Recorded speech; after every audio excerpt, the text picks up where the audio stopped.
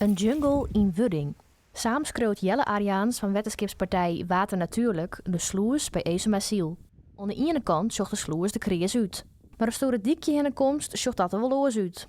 Nou binnensluizen de verantwoordelijkheid van het wetenschap, dat lijkt hier krijgt wat oors. Het is zo dat het wetenschap die had de taak wetenschapserfgoed, als een deadline bij de stichting. En dus die gaat er in feite over. En nou, ik kan net voorstellen dat ze dit maar opzet zien en haar. Dus ik denk dat hun ontkomen is, maar het wordt wel tijd dat het wat opgekeerd wordt. Want ik die dikjes jaren bij het sluiscomplex dat we dat nemen.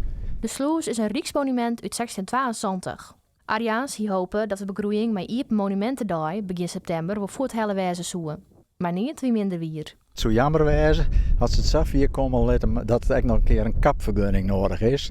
Dus mijn uitstel is eigenlijk van dit project hier. Dus ben ik bezig met een vismigratierivier hier rond te lezen, een vispassage. Dat wordt in kwarten opleveren. Voor in november had ik begrepen, voor het stormseizoen. Nou, wat zou het mooi wezen als die dikjes er dan ook weer creërs bij lezen. En als Stichting Waterschapserfgoed dan toch dwaande is, dan hoopt het Ariaans dat de betingstien aan de andere kant ook voor het een opknapbeurt krijgt. Zwaar in elk geval dat er wel leesbaar is. De letters wel zwart meidje. Achter u is een mooi huisje bij de sluis. Misschien dat er daar een plakje krijgen en dat er wat meer beschermd is.